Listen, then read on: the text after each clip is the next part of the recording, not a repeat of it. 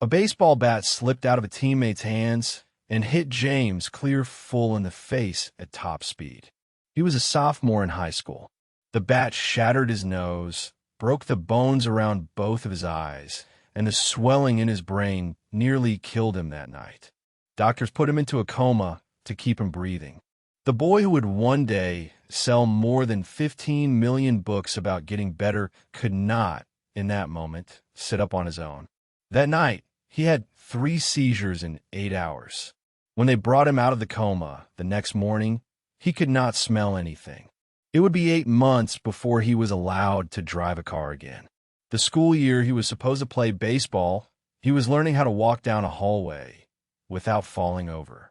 By the end of the next 11 minutes, you're going to know exactly how that broken kid built himself back, one tiny piece at a time, into one of the most read writers on habits alive today.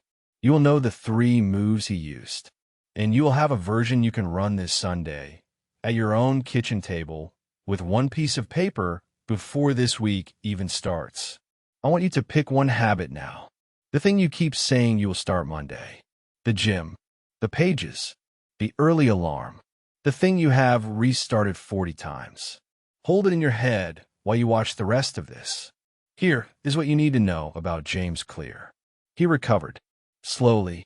He went to a small school called Denison University and tried out for the baseball team. And here's the part most people skip when they tell this story. He was not good. He came back his junior year, and he was the only junior cut from the varsity team. They sent him down to play with the sophomores. Picture that. You almost died, you fought your way back, and your reward is being the worst player on the field. He could have quit right there. Most people do. Instead, he did the only thing he could control. He went to bed early. Every single night. He kept his room clean. He lifted a little. He studied a little. He stopped trying to fix everything at once and just fix his next 2 minutes. None of it looked like much on any single day. But here is the thing nobody tells you about a broken person putting themselves back together. The small stuff was not small. 6 years after a bat put him in a coma, James Clear was named to the ESPN Academic All-America team.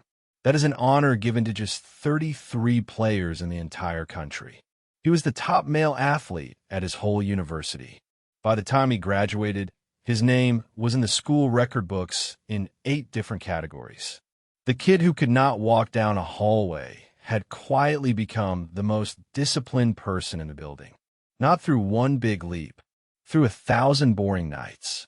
Years later, he started writing down what he had figured out. He put on a small website, one essay at a time. Then he wrote a book called Atomic Habits. It came out in 2018. It has now sold more than 15 million copies. Stay with me, because the whole system fits into 3 moves, and I will give you the first one in 2 minutes. Now let me say the thing you're already thinking at this hour. You have tried this before. You have downloaded the app. You have bought the planner. You have started the diet on a Monday and quit by Thursday. You think the problem is that you do not have enough willpower. I want to take that off you right now. The problem was never your willpower. The problem was the size of the step. Here is the part that surprised even me. The most successful people are not more disciplined than you. They have just made their good habits smaller and their bad habits harder to reach. That is it. That is the whole secret. The size of the step, not the size of the person. And here is the math that should make you angry you were never told this. Get 1% better at something every day. Just 1%. Barely noticeable. Do that for 1 year, and you do not end up 1% better. You end up almost 40 times better.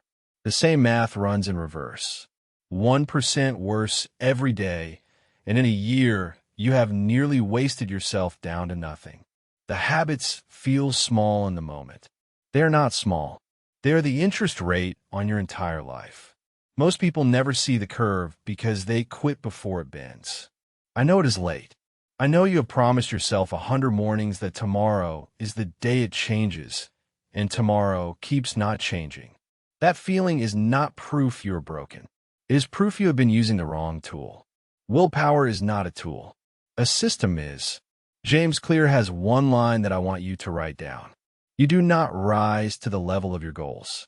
You fall to the level of your systems. Read it again. You do not rise to your goals. You fall to your systems. We're going to build you a system tonight. I'm going to call it the 1% system. There are 3 moves. Move 1. Shrink it. Take the habit you picked at the start. Now, cut it until it feels almost stupid. Not read a book. Read 1 page. Not go to the gym. Put on your shoes and drive there. Not write the report. Open the document and write 1 sentence. The rule is this. Make it so small you cannot say no. Most people quit because they aim too high on day 1. They tried to run 5 miles and felt like dying and never went back. James Clear flips it. He calls it the 2-minute rule. Any habit can be shrunk down to a version that takes 2 minutes or less. Read before bed becomes read 1 page. Do 30 minutes of yoga becomes take out the mat. Study for class becomes open my notes. He says make the first 2 minutes so easy that showing up is the entire win. You're not trying to get in shape on Monday. You're trying to become a person who shows up. The shape comes later. And before you tell yourself that 2 minutes is too small to matter, that everyone else is doing more, hear this. The person you're quietly comparing yourself to tonight did not start big either. They just started smaller than their pride would let them. Their pride lost. Yours can too. Write this on your wall.